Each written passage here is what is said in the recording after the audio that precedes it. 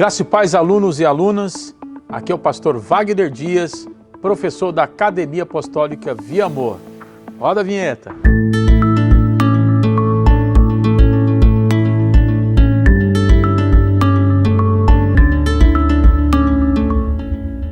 Dando continuidade aos nossos estudos sobre o panorama do Antigo Testamento, estamos estudando as obras de 1 Reis e 2 Reis.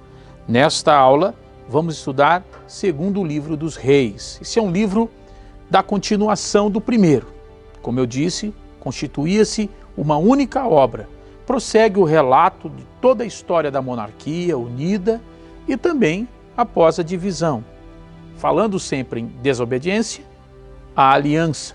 Lembrando-se que pouco a pouco o povo está deslocando o núcleo que trazia força e unidade à nação e trazia nacionalidade por conta de todo o histórico de Israel, que é a lei, e colocando agora, devido a todas essas coisas que estavam ocorrendo, as alianças feitas outrora por Salomão com outros reis, a partir de casamentos com pessoas pagãs e coisas dessa natureza, já estavam movendo o comportamento de Israel, deslocando do centro a lei e pautando até outros deuses. Depois da divisão, ambos os reinos começaram a se envolver em idolatria e corrupção.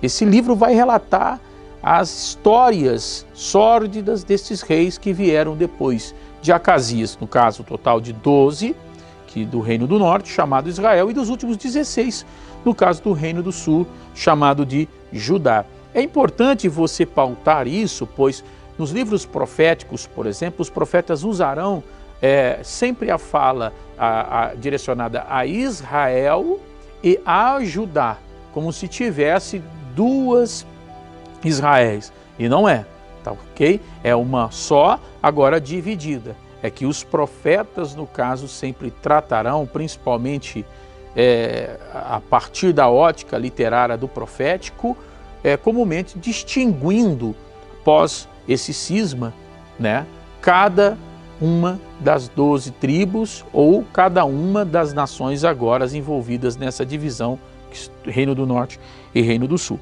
Então, a pauta nisso.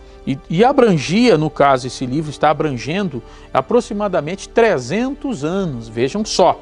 Alguns desses 28 governantes são mencionados apenas por alguns versículos, enquanto que capítulos inteiros são dedicados a outro.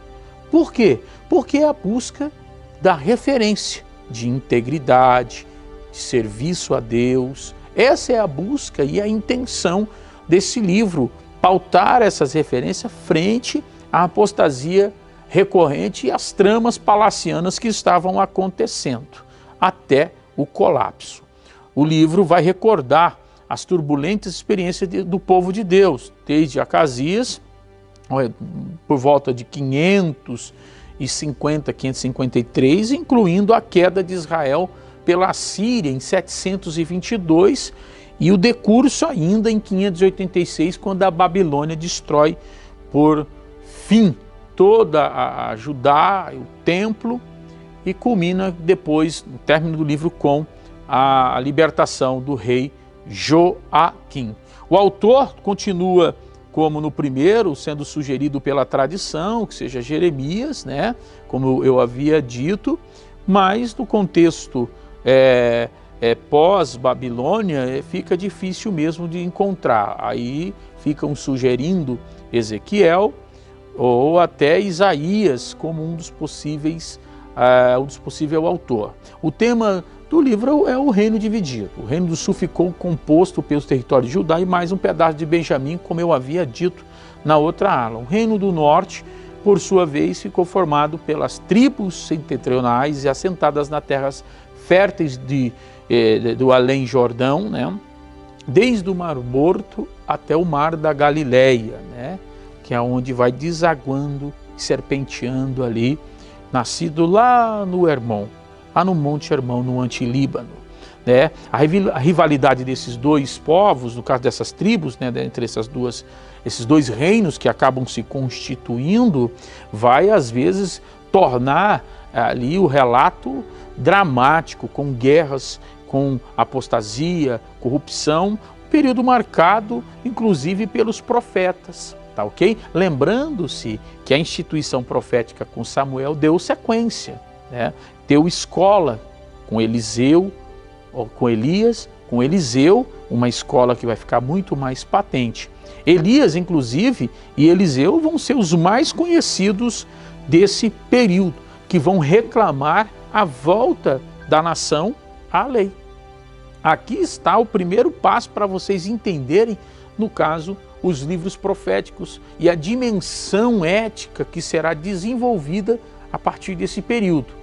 Que o núcleo, que é a lei, estava esquecido, e os profetas surgem como aqueles que ouvem a Deus. Lembra que o sacerdócio também aqui já começa novamente a perder relevância, e quem vai surgir aqui como uma instituição de comunicação divina é os profetas, que ouvem a Deus e falam com o povo, diferente do sacerdócio, que ouvia o povo e falava com Deus, tá ok? Então agora os ouvidos dos profetas serão, no caso, os receptores, e esses serão as caixas de ressonância do céu, reclamando que a dimensão ética é estar de novo na lei, isso que o povo havia deixado. Então os profetas serão de suma importância. Durante 130 anos, Israel sofreu uma sucessão de governos ímpios até ser conquistada pela Assíria e levada em 722.